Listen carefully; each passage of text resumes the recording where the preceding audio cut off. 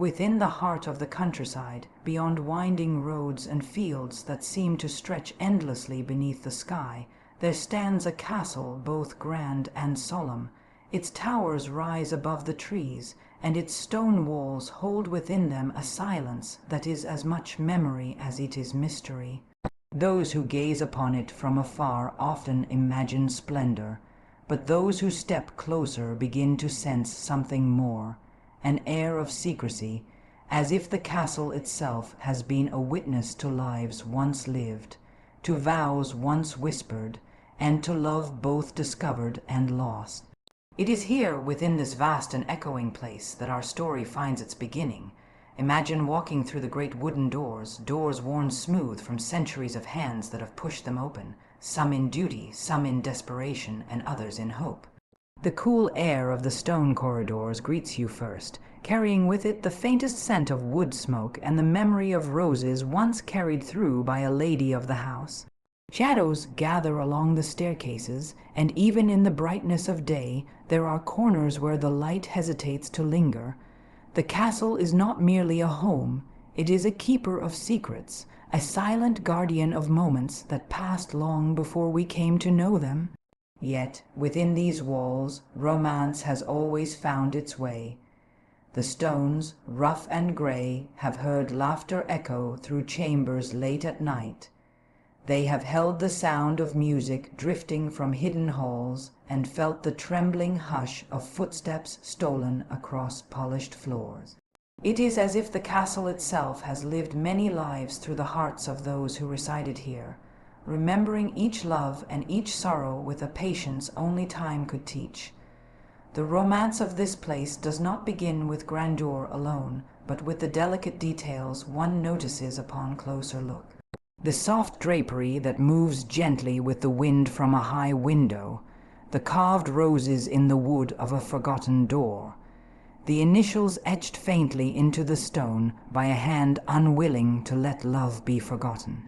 These details, tender and quiet, speak not only of wealth or tradition, but of human longing for affection, for belonging, for something greater than the duties that filled each day. Every castle holds a story, but this one holds more than history. It holds a longing that feels almost alive, as though it waits to be discovered by anyone willing to listen. There is a balcony overlooking the courtyard, a place where one can almost see her, the lady of the castle, her dress brushing softly against the stone as she stands waiting, perhaps for someone who cannot come, or perhaps for a love she dares not speak of aloud. In the stillness you can almost hear her heart, steady yet restless, longing for something she cannot name. Love in such a place is never simple. It is veiled in shadows, carried in silence, spoken in glances rather than words. A touch of the hand while passing in a crowded hall, a letter folded carefully and slipped beneath a door, a secret meeting on the castle's edge where the world falls away beneath the stars. These are the fragments that make up its hidden romance. The castle has learned to keep these secrets, to lock them away within its stones, but still they linger, whispering softly to those who walk its halls centuries later. As we look upon the castle now, it is not just a monument of stone and strength, but a reminder that every place is shaped as much by love as it is by power. The mystery it holds is not in its locked chambers or hidden passages, but in the lives that once filled it, in the choices made between duty and desire, in the fragile moments where love, even in the face of fear, was chosen. This is the mystery that calls us in, that makes us wonder what it would be like to stand there ourselves, feeling that same longing beneath the gaze of the ancient walls. The castle remains a symbol not of emptiness, but of stories yet untold, of hearts that dared to love even when silence was safer. It teaches us that romance is not confined to grand gestures or noble declarations, but often rests quietly in places no one else may ever see. And it is in this quiet, in this secrecy, that love becomes eternal, and so the castle stands, mysterious, timeless, and forever touched by the secrets of love hidden within its stone walls. Within the castle, whose walls breathe with history and silence, there lives a lady whose presence brings warmth to the cold corridors. She walks with grace, her steps measured not only by the rhythm of duty, but by the quiet beating of her own heart. Though noble by birth and bound by tradition, she carries within her a spirit that yearns for more than titles, lands, and the arranged expectations pressed upon her. Hers is not simply the life of a noblewoman, though that is what the world sees. Hers is the life of a woman whose heart has learned to dream in secret. By day, she fulfills her role as mistress of the household. She greets visitors with courtesy, oversees the work of those who serve her, and stands always in her place beside her family, calm and dutiful. To those who watch her, she seems the perfect image of composure, a woman who accepts her role with quiet strength, yet beneath the surface of her outward calm lies a longing that no one sees but she herself. She feels it most when she gazes from the high windows, looking out across the fields and hills that stretch far beyond the castle gates. Her eyes rest on the horizon, not because she delights in the view, though it is beautiful, but because it reminds her there is more to life than the narrow path tradition has drawn for her. At night, when the castle grows still and silence drapes itself across the halls, she allows herself the luxury of thought.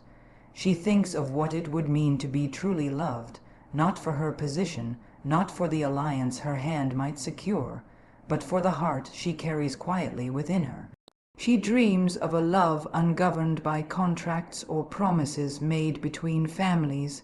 She dreams of a voice that speaks her name not with formality, but with affection, of eyes that see her not as the daughter of noble birth, but as a woman worthy of tenderness. Yet these are dangerous dreams. In her world, such longings are not easily spoken. To admit them aloud would invite disapproval, perhaps even shame, for her future has been outlined since the moment she was born, a marriage arranged, a life already chosen. And so she keeps her silence, carrying her heart's longing like a secret flame that no one else may see. It is not rebellion that fuels her, it is hope, fragile and persistent, that somewhere, somehow, love might still find her. There are moments when she almost believes it could be so. When she walks through the gardens, and the roses bloom with a beauty so fleeting it seems made only for her eyes, she feels a quiet companionship with their delicate nature. When she hears music echo softly through the halls, carried by some wandering musician, her spirit stirs as though it, too, longs to break free from the rigid structure of her life. In such moments, her heart whispers that love is not impossible, that perhaps, even here within these walls of duty and tradition, her story might still be her own. Those around her may never see the depth of her inner world. To them, she is the noble lady, poised and untouchable, a figure of admiration. But she knows herself differently. She knows that beneath the weight of her title is a woman with a heart as tender and restless as any other. And it is this quiet truth that gives her both sorrow and strength. For though she may be bound by the expectations of her station, she cannot silence the voice within her that longs for something more. Her story is not only hers. It speaks for all who have ever felt trapped between duty and desire, between what the world demands and what the heart cries out for. It is a reminder that even within walls as strong as stone, the heart cannot be imprisoned. It may be hidden, yes, but it beats still, quietly insistent, waiting for the moment when love may step forward, daring and unafraid. And so, the lady of the castle remains, noble in her bearing, yet tender in her secret longings, a woman whose heart beats not only for the life she is given, but for the true love she still dares to dream of beyond tradition. There is, within the castle story, a thread more delicate than any woven tapestry, and yet stronger than the walls themselves, a connection that was never meant to exist, yet somehow could not be denied. It began not with grand declarations or open defiance, but with the simplest of moments, a glance held too long, a silence filled with more meaning than words could ever carry. In that glance, in that silence, the boundaries of class and duty faded, and what remained was the undeniable pull of one heart toward another. She, bound by tradition, carried with her the weight of noble expectations. He, belonging to a world beneath hers, carried no title, no estate, no place in the order that defined her life. By every rule, written and unwritten, their paths should have remained apart, and yet life has a way of weaving hearts together when logic insists they must be kept separate. That is the mystery of love. It does not consult tradition before it chooses where to bloom. The castle itself seemed to conspire in their secret, offering them brief moments when chance brought them into the same space. Perhaps it was in the courtyard, where he worked among the horses, and she passed by on her way to the gardens. Perhaps it was in the quiet of the library, where she sought solitude, and found him delivering messages with eyes that lingered just a moment too long. Wherever it began, it did so without permission, without warning, and without care for the rules that sought to divide them. What made their connection forbidden was not simply the barrier of class, though that stood like a wall between them. It was also the weight of destiny, for her future had already been chosen. Promises had been made in her name, alliances secured, and expectations settled. To love him was not only to break with tradition, but to risk her family's honor, to betray the very path that had been laid out for her since birth. Yet love, once awakened, does not retreat easily. It asks of the heart a courage that duty cannot always match.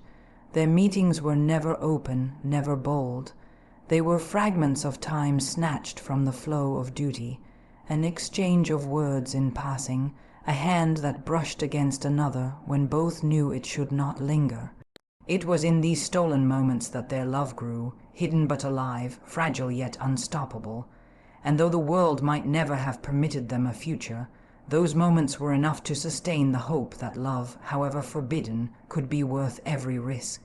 The beauty of such a connection lies not in its secrecy alone, but in the truth it reveals, that love does not recognize barriers created by society. It does not ask whether one is worthy by title or by wealth.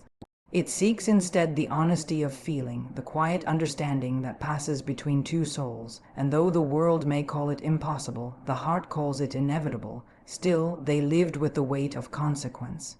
She knew that every glance could betray her, that every whispered word could be overheard, that every moment together carried the risk of discovery.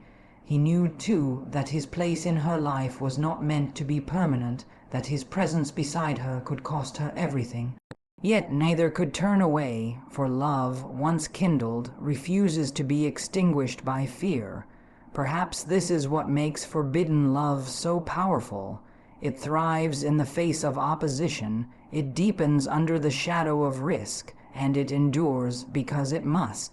The more impossible the bond, the more fiercely the heart clings to it, as though love itself gains strength by defying the rules that try to contain it. For them, the castle became both their prison and their sanctuary. Its walls kept them apart, yet also gave them the small shelter of shadows in which to meet. It was here, among the stone halls and echoing corridors, that they learned to speak without words, to hope without promise, and to love without a future they could claim.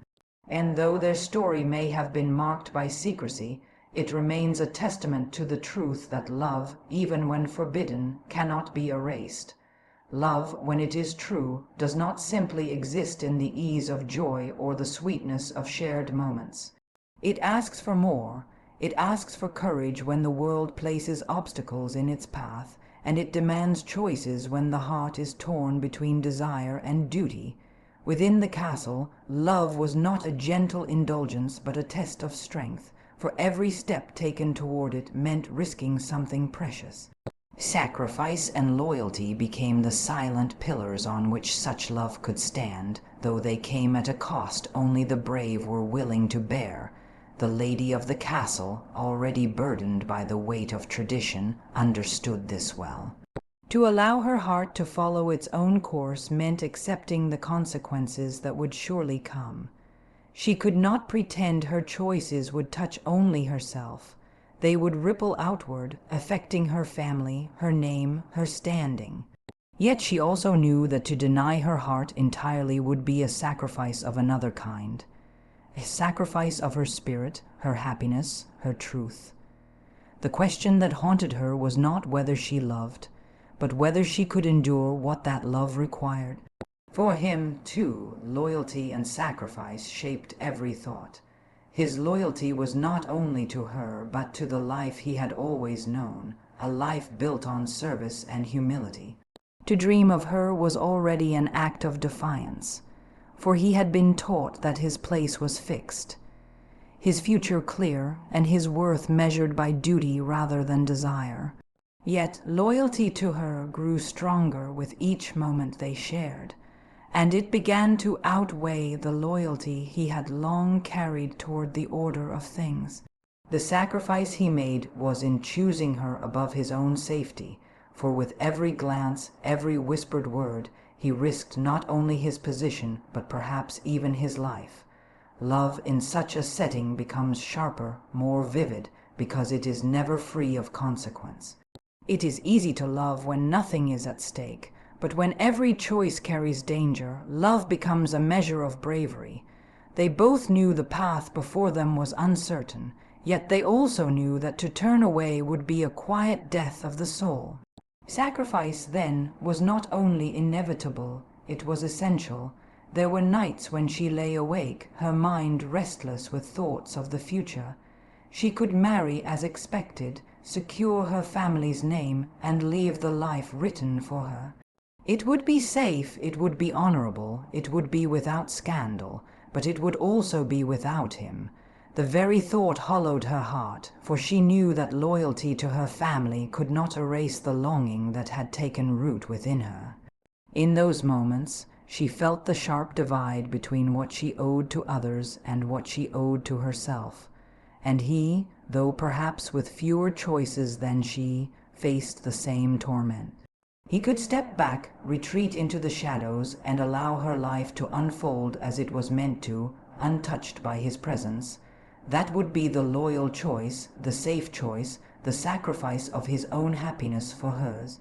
But could he truly call it loyalty if it meant abandoning the love that had awakened his heart? Could he honor her by erasing himself from her world? His struggle was not of wealth or position, but of worthiness. Whether his love was strong enough to withstand the storm it would surely bring. Such is the nature of sacrifice in love. It does not always mean giving up one's life, but rather choosing which part of the soul can be surrendered and which must be protected. Loyalty, too, is tested, not in moments of ease, but when every instinct to protect oneself must be set aside for the sake of another.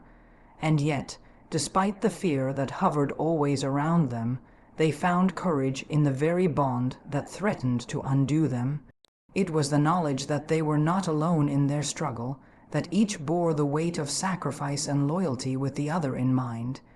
In that shared burden lay their strength, for even if the world condemned them, they knew their love was not weak, not fleeting, not false.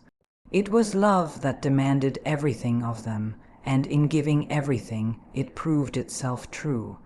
And so, in the quiet halls of the castle, where fear whispered and duty pressed upon them, their love endured, shaped by sacrifice, held by loyalty, and made unshakable by the courage it demanded.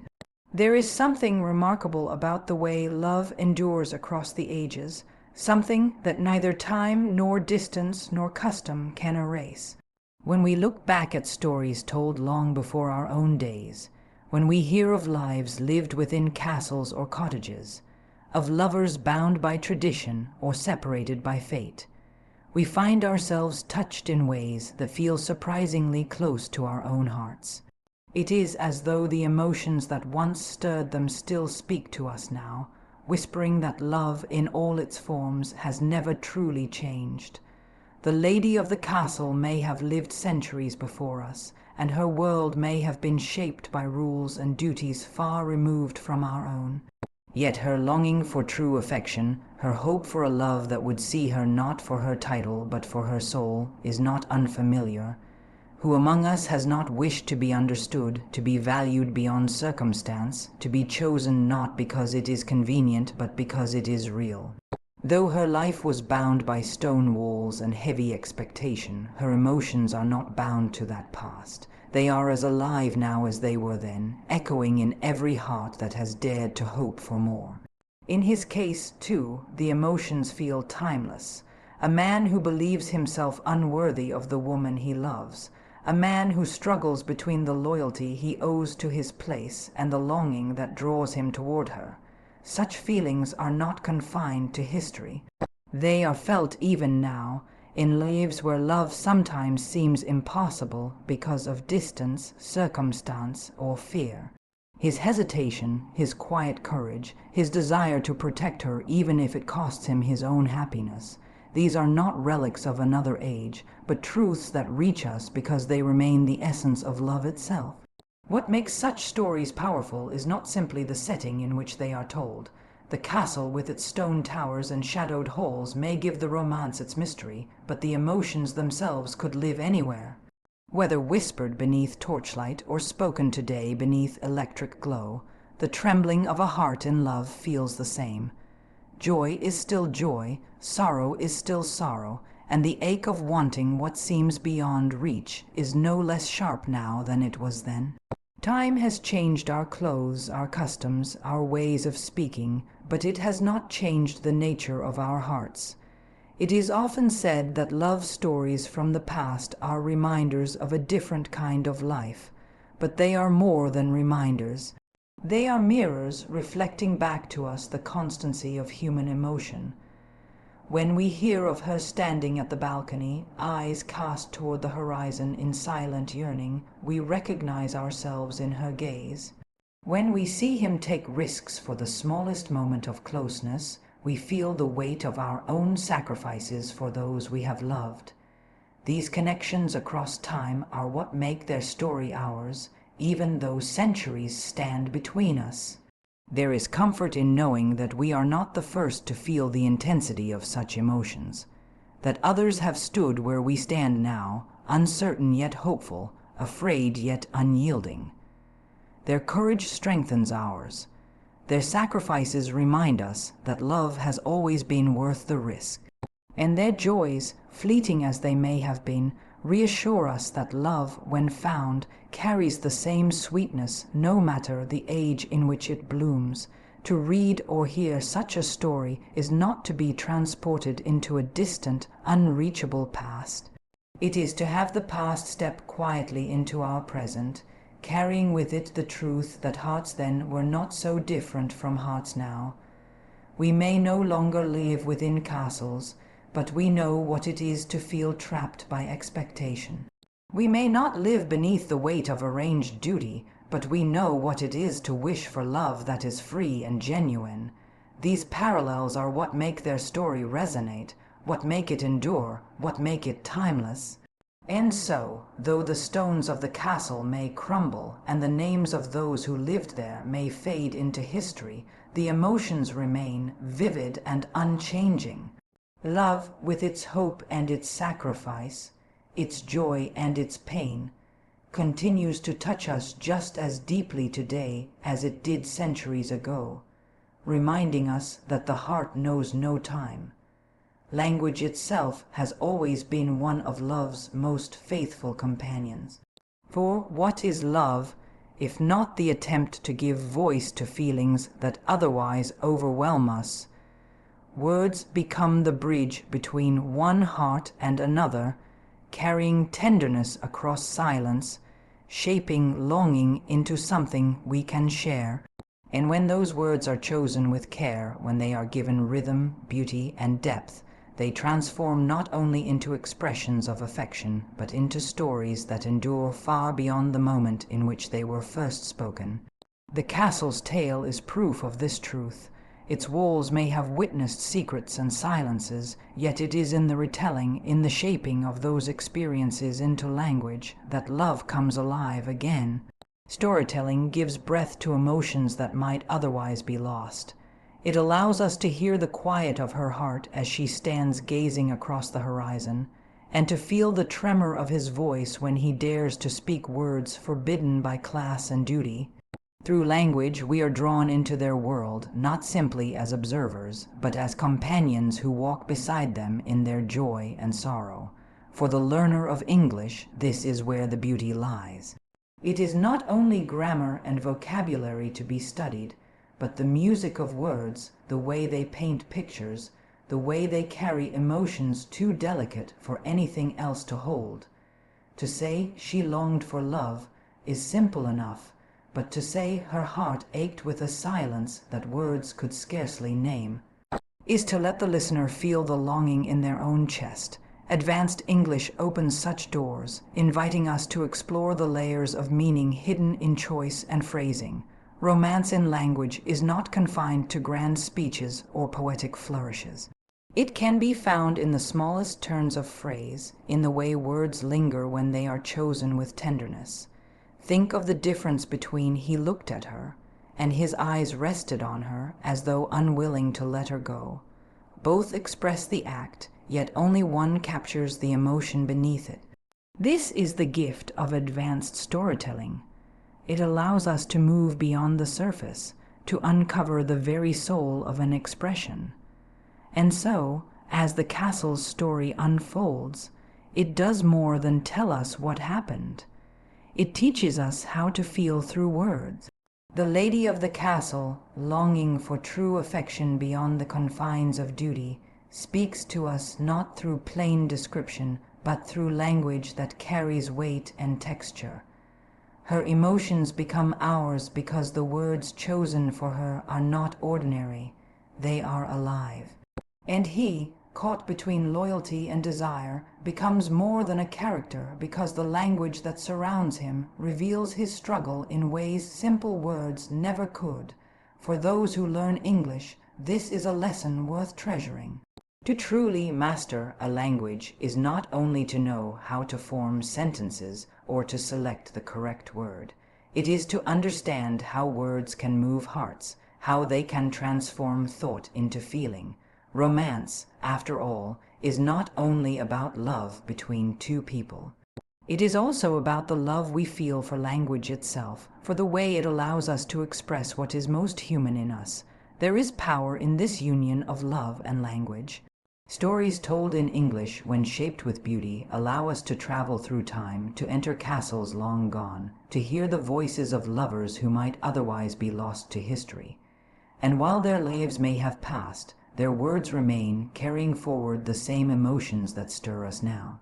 It is this continuity that makes storytelling such a perfect teacher. It is not only that we learn new expressions or refine our vocabulary, but that we experience the fullness of human emotion in another tongue. To learn English through such stories is to do more than master a skill. It is to discover the elegance of expression, to recognize how carefully chosen words can mirror the heart's most delicate movements.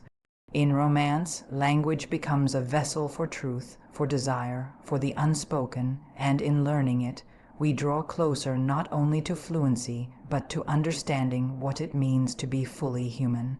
And so, through the beauty of storytelling, we find that language itself is a kind of love, one that teaches, one that endures, and one that speaks to us as surely as any heart ever could. Thank you for joining me on this journey through love, loyalty, and timeless stories within the castle wall. If these words touched your heart, let them inspire your own path of learning and discovery. I invite you to like this video and share it with someone who loves stories as much as you do. Subscribe to the channel so you never miss another tale of romance and English beauty. Until next time, may love and language always stay alive in your heart.